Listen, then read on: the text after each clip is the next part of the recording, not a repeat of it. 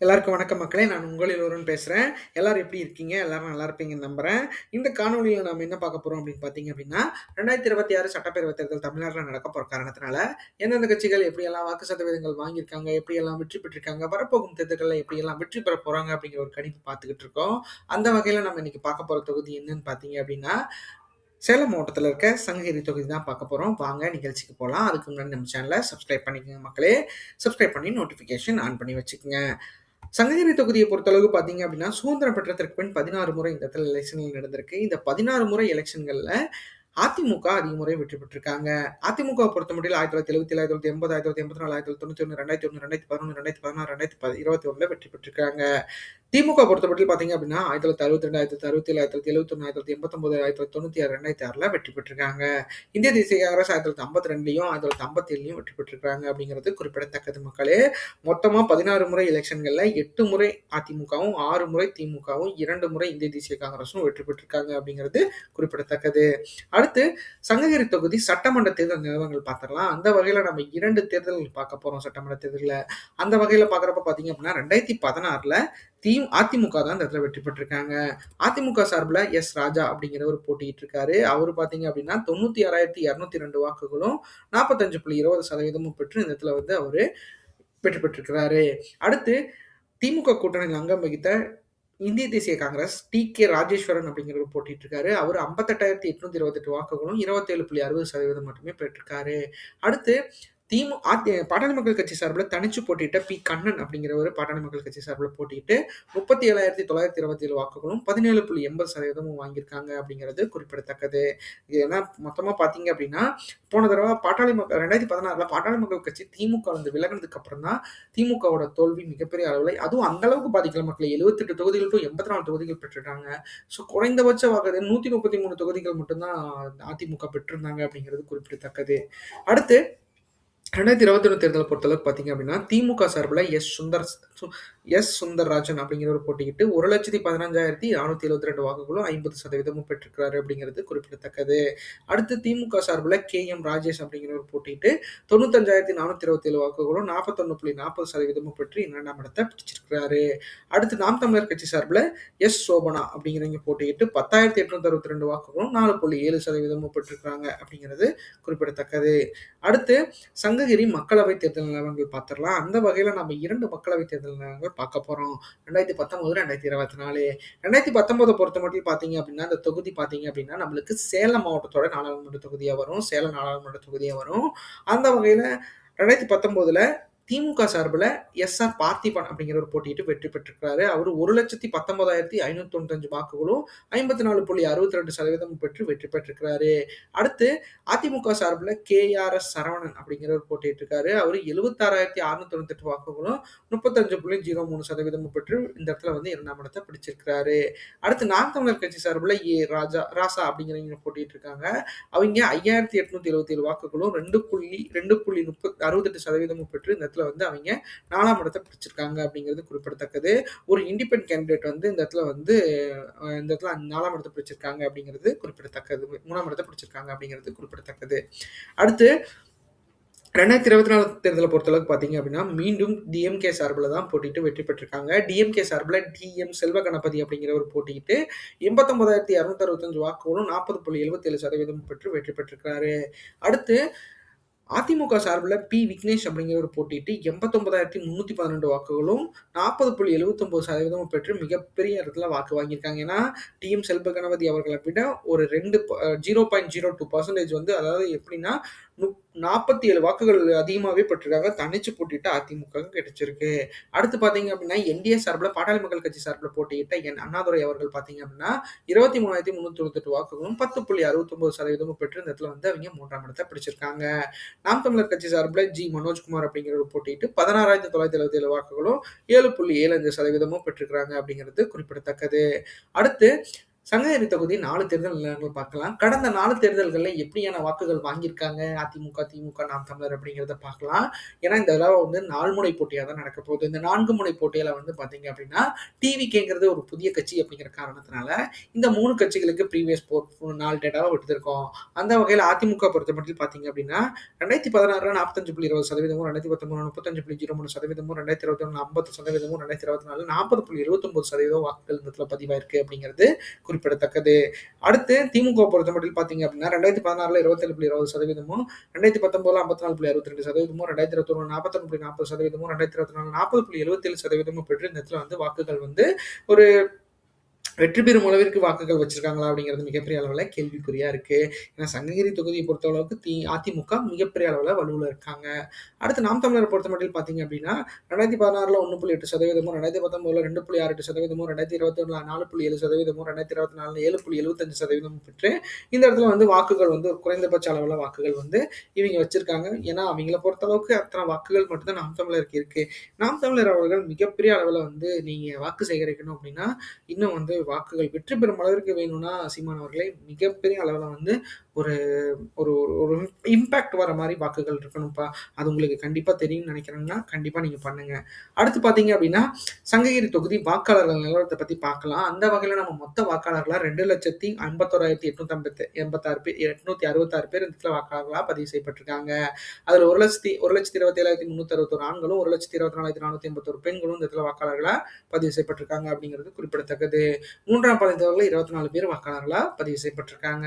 அடுத்து வாக்காளர்களே age wise கேட்டகரின்னு பார்க்குறப்ப பார்த்தீங்க அப்படின்னா, 18 வயசுலேருந்து 34 வயசு வரைக்கும் இருக்கீங்க பார்த்தீங்க அப்படின்னா, 43,048 ஆண்களும், 42,075 பெண்களும் இந்த இடத்துல வாக்காளர்களா பதிவு செய்யப்பட்டிருக்காங்க. 35 வயசுலேருந்து 54 வயசு வரைக்கும் இருக்கீங்க பார்த்தீங்க அப்படின்னா, 54,511 ஆண்களும், 53,278 பெண்களும் இந்த இதில வாக்காளர்களா பதிவு செய்யப்பட்டிருக்காங்க அப்படிங்கிறது குறிப்பிடத்தக்கது. அடுத்து 54 வயசுலேருந்து 65 வயசுக்கு மேல இருக்கீங்க பார்த்தீங்க அப்படின்னா, 29,802 ஆண்களும், 29,129 பெண்களும் இந்த இடத்துல வாக்காளர்களா பதிவு செய்யப்பட்டிருக்காங்க அப்படிங்கிறது குறிப்பிடத்தக்கது. ஆக மொத்தத்துல பார்த்தீங்க அப்படின்னா, சேலம் மாவட்டத்த பொறுத்தளவுக்கு ஆண்கள் அதிகமாவே இருக்காங்க. ரொம்ப ரொம்ப நல்ல விஷயம். ஸோ யங்ஸ்டர்ஸும் இருக்காங்க மக்களே. ஆக மொத்தத்துல டிவிகேக்கு இந்த தொகுதி மிகப்பெரிய அளவுல ஒரு சப்போர்ட்டாவா இருக்கும். அந்த அளவுக்கு வந்து வாக்குகளும் வாங்குறதுக்கு வாய்ப்புகள் இருக்கு. அடுத்து சங்ககிரி தொகுதி வாக்குப்பதிவு சதவீதங்கள் கடந்த 8 தேர்தல்கள்ல எப்படியெல்லாம் இருந்துச்சு அப்படிங்கிறத பார்த்துரலாம். அந்த வகையில பார்த்தீங்க அப்படின்னா, 1989ல 61.10%, 1991ல 61.10%, 1996ல 62.70%, 2001ல 59.60%, 2006ல 68.70%, 2011ல 86.10%, 2016ல 83%, 2021ல 87.60% இந்த இடத்துல வாக்குகள் பதிவாயிருக்கு அப்படிங்கிறது குறிப்பிடத்தக்கது. ஆக மொத்தத்தில் 2026 தேர்தல் வாக்குப்பதிவு எதிர்பார்ப்பு சதவீதத்தை பொறுத்தளவுக்கு 85.57% வாக்குகள் வந்து இந்த இடத்துல பதிவாகிறதுக்கு வாய்ப்புகள் இருக்கு. அதை கண்டிப்பா அந்த மக்கள் 100 பண்ணுவாங்க அப்படிங்கிறதுல எந்த ஒரு ஐயமும் இல்லை. கண்டிப்பா 100 பண்ணி கொடுத்துருங்க மக்களே. அடுத்து பார்த்தீங்க அப்படின்னா, சங்ககிரி தொகுதி வாக்கு எதிர்பார்ப்பு 2026 பொறுத்தமட்டில் எப்படி இருக்கும் அப்படின்னு பார்த்தீங்க அப்படின்னா, ஆஸ் யூசுவல் இந்த இடத்துல பார்த்தீங்க அப்படின்னா, அதிமுக வெற்றி பெறுவதற்கான சாத்தியக்கூறுகள் அதிகமா இருக்கு. அதிமுக பொறுத்தமட்டில் பார்த்தீங்க அப்படின்னா, இந்த தொகுதியில 40.14%, 86,507 வாக்குகளும் பெறுவதற்கு வாய்ப்புகள் இருக்கு. ஏன்னா அதிமுக கூட்டணி பொறுத்தளவுக்கு பார்த்தீங்க அப்படின்னா, இந்த இடத்துல பாமகவோட அவங்க இணைந்திருக்க காரணத்தினால, சங்ககிரி தொகுதிய மிகப்பெரிய லெவல்ல ஸ்ட்ராங் ஹோல்ட் பண்ணியிருக்காங்க. ஸோ இந்த தடவையும் கண்டிப்பா அவங்க வந்து ஹோல்ட் பண்றதுக்கான வாய்ப்புகள் இருக்கு. ஏன்னா திமுகவ பொறுத்தமட்டில் பார்த்தீங்க அப்படின்னா, 2 விஷயத்தினால அவங்க வந்து சேலம் அன்று இந்த கொங்கு மண்டலங்கள்ல அவங்க வந்து மிகவும் அவங்க வாக்குகள் பாதிக்கப்படுது. அதுக்கு ஒரு காரணம் பார்த்தீங்க அப்படின்னா, பாட்டாளி மக்கள் கட்சியோட வாக்கு வங்கியும், இன்னொன்னு அதிமுகவோட எழுச்சியும் அதிக காரணமா இருக்கு. ஏன்னா கோயம்புத்தூர பொறுத்தளவுக்கு பார்த்தீங்க அப்படின்னா, மிகப்பெரிய இடர்பாடுகளுக்கு அப்புறம் கூட கண்டிப்பா வந்து அவங்க வாக்குகள் வந்து அந்த இடத்துல வாங்கி 2021ல வெற்றி பெற்றிருந்தாங்க அப்படிங்கிறது குறிப்பிடத்தக்கது. அதே மாரி பாட்டாளி மக்கள் கட்சியோட சேர்ந்தா வட மாவட்டங்கள்ல அவங்க நிறைய வாக்குகள் வந்து பெறுறாங்க. அத வந்து திமுகவால தடுக்க முடியாத ஒரு சூழ்நிலை இருக்கிறத நம்மளால உறுதியா பார்க்க முடியுது. அடுத்து திமுக கூட்டணிய பொறுத்தளவுக்கு பார்த்தீங்க அப்படின்னா 37.90%, 81,680 வாக்குகளுக்கு மேல பெறுவதற்கு வாய்ப்புகள் இருக்கு. ஏன்னா திமுக கூட்டணிய பொறுத்தளவுக்கு பார்த்தீங்க அப்படின்னா, இந்த தொகுதியில மிகப்பெரிய அளவுல வந்து அவங்க வாக்குகள் வந்து ஏன்னா அவங்களுக்கு வந்து ஏதோ ஒரு வகையில வீரபாண்டி ஆறுமுகம் பார்த்தீங்க அப்படின்னா, இந்த இடத்துல வந்து அவர் போட்டியிட்டு 1996லாம் வெற்றி பெற்றிருக்கிறாரு. ஸோ அந்த வகையில பார்க்குறப்ப பார்த்தீங்க அப்படின்னா, ஒரு இடர்பாடுகள் வந்தா மட்டும் தான் இந்த தொகுதியில திமுகவால இந்த தொகுதிய கைப்பற்ற முடிஞ்சிருக்கு. ஸோ அந்த வகையில பார்க்குறப்ப பார்த்தீங்க அப்படின்னா, இந்த தடவ வந்து அதிமுக மேல மிகப்பெரிய அளவுல ஒரு நல்ல ஒரு எப்படி சொல்றது? ஒரு ஆதரவாளர் இருக்க காரணத்தினால, கண்டிப்பா திமுகவுக்கு இது மிகப்பெரிய அளவுல ஒரு சோதனையா இருக்க வாய்ப்புகள் இருக்கு. அந்த வகையில 37.90% வாக்குகள் இந்த இடத்துல கிடைக்கிறதுக்கு இருக்கு. ஆனா, இன்னும் வந்து ஏன்னா கழக நிர்வாகிகள பொறுத்து ஏன்னா மாறுபடுறதுக்கு வாய்ப்புகள் இருக்கு. ஏன்னா கேண்டிடேட்ஸ பொறுத்து இது மிகப்பெரிய அளவுல மாறுபாடு இருக்கும் மக்களே. ஸோ அதெல்லாம் வச்சு நம்ம பார்க்குறப்போ, கேண்டிடேட்ஸ் அனவுன்ஸ் பண்ண நம்மளுக்கு வந்து மிகப்பெரிய அளவுல அந்த வாக்கு மாற்றங்கள் வந்து கொஞ்சம் அதிகமா இருக்கிறதுக்கு வாய்ப்புகள் இருக்கு. ஸோ அதுக்கப்புறம் நம்ம நெறைய பார்க்க போறோம். அது என்ன பண்ண போறோம், ஏது பண்ண போறோம் அப்படிங்கிறத பொறுத்திருந்து பார்க்கலாம். அடுத்து நாம் தமிழர பொறுத்தமட்டில் பார்த்தீங்க அப்படின்னா 7.26% 15,656 வாக்குகளுக்கு மேல பெறுவதற்கு வாய்ப்புகள் இருக்கு. ஏன்னா, நாம் தமிழர பொறுத்தமட்டில் பார்த்தீங்க அப்படின்னா, இந்த தொகுதியில கடந்த 4 தேர்தல்ல அவைங்க குறைந்தபட்ச வாக்குகள் வந்து அவைங்க சேகரிச்சுட்டு வந்திருக்காங்க. ஸோ அந்த வகையில இந்த தடவையும் பார்த்தீங்க அப்படின்னா, ஒரு 7.26% வாக்குகள் வந்து கிடைக்கிறதுக்கு வாய்ப்புகள் இருக்கு.